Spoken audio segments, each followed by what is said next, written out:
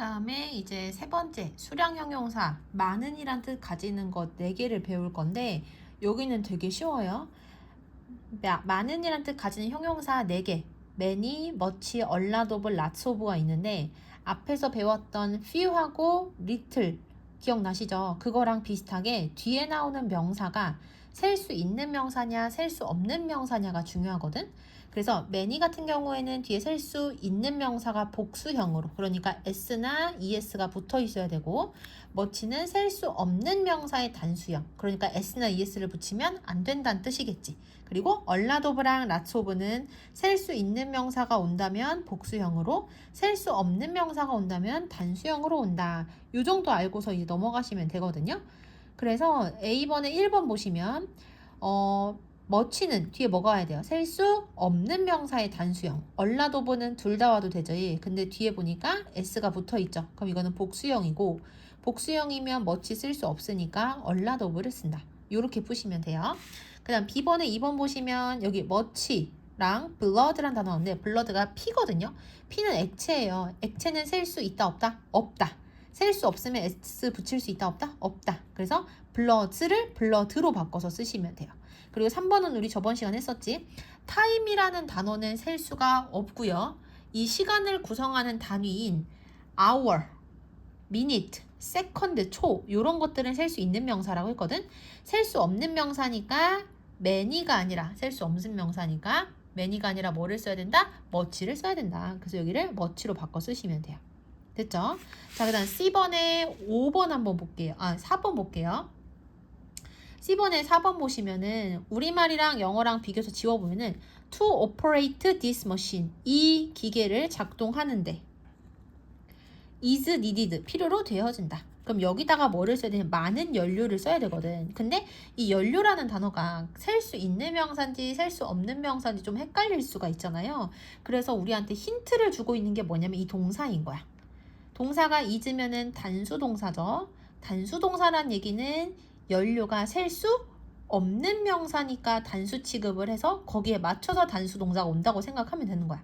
그러니까 얘가 셀 수 없는 명사라는 것을 우리는 뒤에 나오는 단수 동사를 보고서 판단을 할 수가 있다. 그럼 셀 수 없는 거니까 앞에다가 많은이란 뜻 가지려면 much를 쓰던가 a lot of를 쓰던가 lots of를 써야 되거든. 근데 칸이 3개니까 lots of 그다음 단수명사 fuel 이렇게 쓰시면 돼요.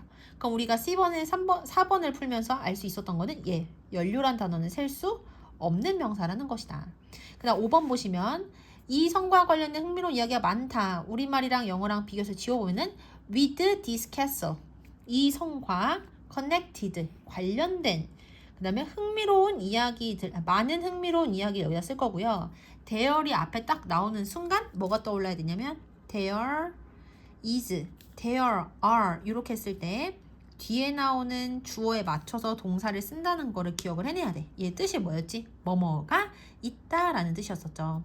그럼 여기서는 뭐가 있는 거야? 많은 흥미로운 이야기가 있는 거야.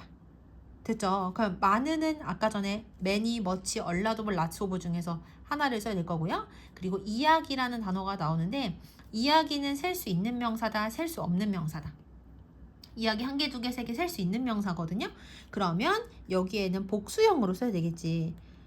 이렇게 될 거고 그러면은 뒤에 나온 이 주어가 복수형이니까 여기는 비동사 is랑 are 중에서는 뭐를 써야 된다? are를 써야 된다. 자, 그 다음 흥미로운 영어로 뭐야? interesting이지. 이렇게 쓸 거고요. 많은 흥미로운 이야기들이 있다. 이렇게 돼서 여기에는 많은이라는 뜻을 가지면서 뒤에 복수명사 올 수 있는 거 뭐를 써야 되겠어요? many를 써야 되겠지. 칸이 하나밖에 없으니까. 그래서 이렇게 쓰면 된다. 괜찮죠? 여기까지는. 자, 그 다음에 이제 여기가 우리가 부사는 대충은 알고 있는데 정확한 부사의 위치를 잘 모르는 사람이 많아서 여기가 조금 자세하게 들여다볼 부분이거든요. 선생님이 여기 써놨다시피 부사는 서술형 문제를 풀 때 특히 그 위치가 중요하다. 일단 부사는 해석이 어떻게 되냐면 뭐뭐히 뭐뭐하게 이렇게 해석이 되고 그리고 문장 안에서 어떤 애들을 꾸며줄 수가 있냐면 동사를 꾸며주거나 또는 형용사를 꾸며주거나 부사 또 다른 부사를 꾸며주거나 아니면 또 뭐까지 꾸며줄 수 있다. 문장 전체까지 꾸며줄 수가 있다. 잘 안 나오네요. 여기를 표시하세요. 동사, 형용사, 부사 또는 문장 전체를 꾸며준다는 거. 요거를 일단 알고 있어야 되고, 그리고 부사에서 제일 중요한 거는 위치거든요. 만약에 부사가 어떤 형용사나 또 다른 부사를 꾸며줘. 그러면 내가 꾸며주려고 하는 형용사나 부사에 앞에다가 부사를 써가지고 이렇게 꾸며주는 거야. 그리고 문장 전체를 꾸며줄 경우에는 문장의 맨 앞에서 콤마랑 같이 쓰면 되거든요. 예를 들어 이 문장. 운이 좋게도 제시카는 그 회사에 의해 채용되어졌다. 문장 전체 다 꾸며주는 거라서 콤마랑 같이 문장의 맨 앞에 쓰인 거다. 그래서 1번, 2번은 쉬워요. 근데 동사를 수식하는 게 위치가 진짜 정신이 없거든요.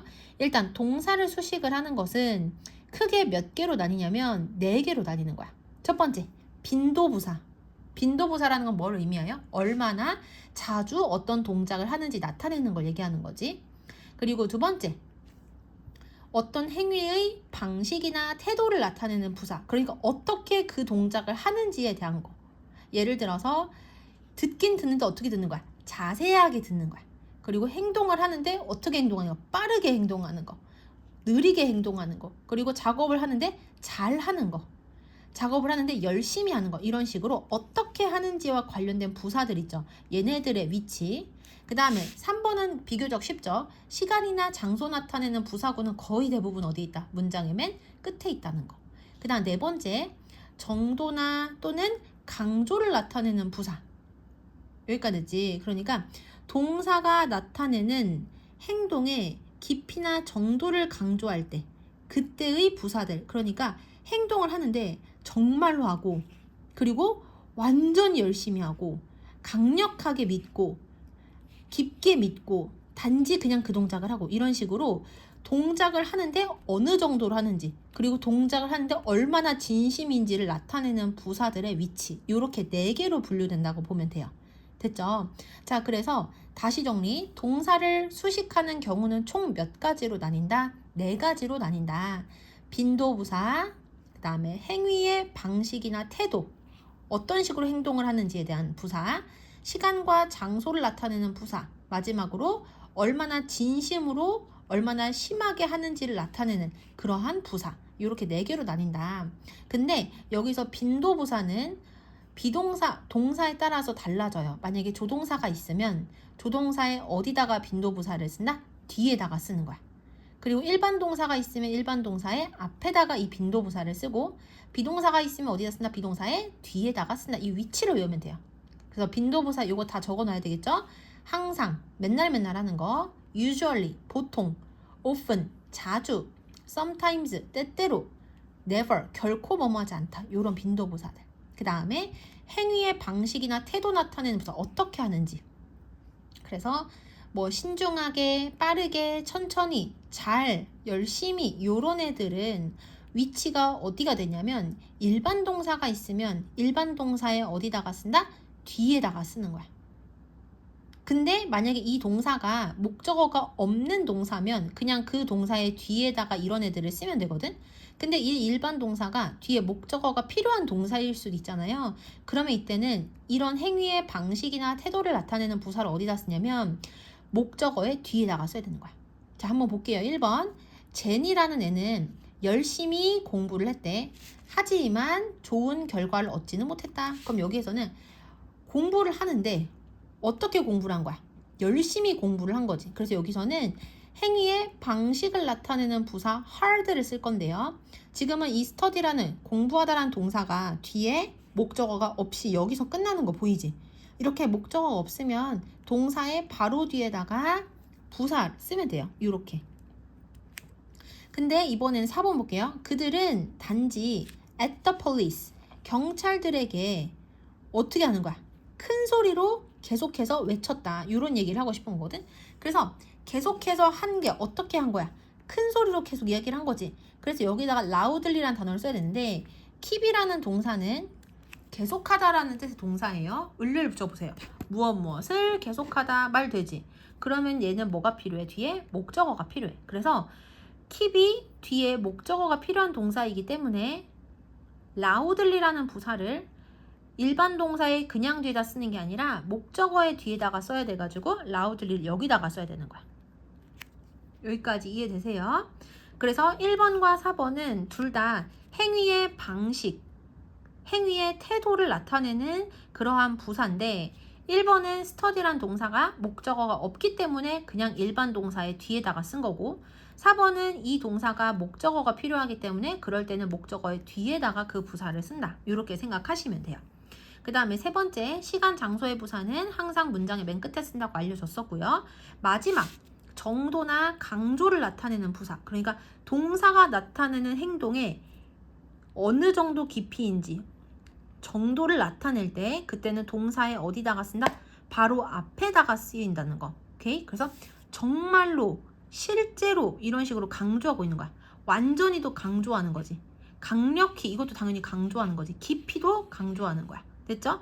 just 단지 이렇게. 그리고 예외가 하나 있거든요. 멋지면 이거는 매우라는 뜻이니까 이것도 강조를 나타낸단 말이에요. 그런데 멋지는 예외적으로 긍정문, not이 없는 문장에서 동사를 꾸밀 때 어디다가 쓴다? 문장의 맨 끝에 가게 써야 된다. 그래서 방금 전에 강조를 나타내는 부사는 동사의 바로 앞에 쓰인다고 했는데 예외는 뭐다? 멋지다. 멋지는 어디다 쓴다? 문장의 맨 끝에다가 쓴다. 그래서 여기 보면은 I like this much 하면은 나는 이것을 매우 좋아한다 할 때 이 매우라는 단어는 원래는 강조를 나타내니까 어디다가 써야 돼요? 동사의 바로 앞에다가 써야 되지. 그런데 much는 예외적으로 어디다 쓴다? 문장의 맨 뒤에 쓴다. 그래서 I like this much는 괜찮지만 I much like this는 괜찮지 않다. 여기까지 되시죠? 자, C번에 1번 같이 한번 볼게요. 일단 동사. 모든 문장의 기종은 동사니까 동사를 먼저 찾는 거야. lift가 동사입니다. 그러면 자, 여기서 얘 없어도 말은 된다. 그녀는 의자를 어떻게 했다? 들어 올렸다. 근데 어떤 방식으로 들어 올린 거냐면 쉽게 들어 올린 거야. 그럼 이때는 이건 행위의 방식, 태도를 나타내는 부사인 거거든요. 그런데 이런 경우에는 원래는 일반 동사의 뒤에다가 써야 되는데 여기서는 목적어가 이미 있으니까 어디다가 쓴다? 목적어의 뒤에다가 쓴 거야. 그래도 어쨌든 얘는 누구를 꾸며주는 역할을 한다? 동사를 꾸며주는, 여기 써있죠? 여기 별표 써놓은 거 보이죠? 동사를 꾸며주는 역할을 하는 거야. 그래서 이때는 부사 easily 쉽게 찾았고요. 얘가 동사 꾸며주니까 이렇게 화살표를 보내면 되는 거예요. 이해되시죠? 자, 그 다음에 C번에 2번 볼게요. 2번. 이 문장은 부사가 뭐가 있냐면은 perfectly라는 부사가 있고요. 문장 전체의 동사는 think야. 그래서 나는 생각한다. 이 드레스가 나에게 완벽하게 맞는다고. 그럼 여기에서도 이 드레스가 나에게 어떤 식으로 맞는 거야? 아주 완벽하게 맞는 거지. 그래서 이때도 얘가 동사를 꾸며주기 때문에 여기다 이렇게 꾸며주는 거야. 그런데 이때도 fit이란 동사가 뒤에 목적어가 있기 때문에 어디다 쓴다? 목적어의 뒤에다가 썼다. 이렇게 생각하시면 돼요. 그 다음에 C번에 4번 볼게요. 4번은 look이 동사고요. 우리 복습해보면 얘를 우리가 무슨 동사라고 한다? 감각 동사라고 한다. 그래서 감각 동사 우리 몇 형식 할 때 썼냐면 2형식 할 때 했었거든. 그래서 얘는 뒤에 뭐가 필요하냐면 형용사 보호가 와야 돼. 그래서 이게 우울한이라는 형용사가 나왔지. 근데 얼마나 우울한가? 너무나 우울한 거지. 그래서 이 so라는 부사가 뒤에 나오는 형용사를 이렇게 꾸며주고 있다. 표시하시면 되고요. 6번 볼게요. 6번은 동사가 thank you 할 때 thank가 동사고요. 감사하대요. 매우 많이 감사한 거거든. 그래서 매우라는 단어가 많이라는 부사를 이렇게 꾸며주는 거고, 그리고 아까 전에 much 얘는 뭐를 나타내는 거냐면 강조를 나타내기 때문에 원래 강조 나타내면 원칙적으로 어디다가 쓴다? 동사에 바로 앞에다가 부사를 쓴다고 했지. 근데 예외는 뭐였어요? much 얘만 동사를 꾸밀 때 어디다가 쓴다? 문장의 맨 끝에다가 쓴다. 그래서 여기에서는 이 much라는 문장의 끝에 나오는 부사가 동사인 얘를 꾸며주는 거야. 근데 또 이렇게 얘기할 수 있어요. much는 문장의 지금 맨 끝에 있는 것 같진 않은데요. 중간에 있는데요. 이렇게 생각할 수 있는데 for이 전치사잖아. 전치사 플러스 명사 동명사 괄호 치고 또 전치사 명사 괄호 치지. 괄호를 친다는 얘기는 이 부분이 없어도 된다는 얘기죠. 얘 없다고 생각하면 어때요? much가 문장의 맨 끝에 있다고 이야기할 수가 있는 거예요.